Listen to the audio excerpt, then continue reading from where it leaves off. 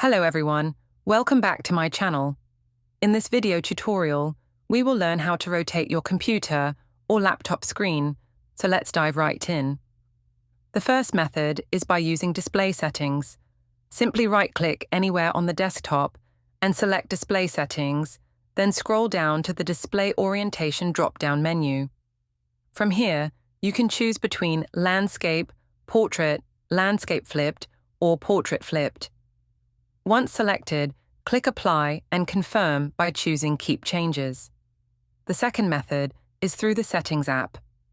Press Windows and I to open Settings, then go to System and select Display.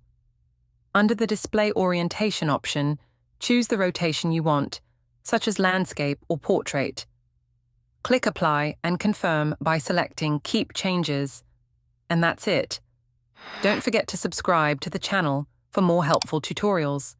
Thanks for watching, and I'll see you in the next video.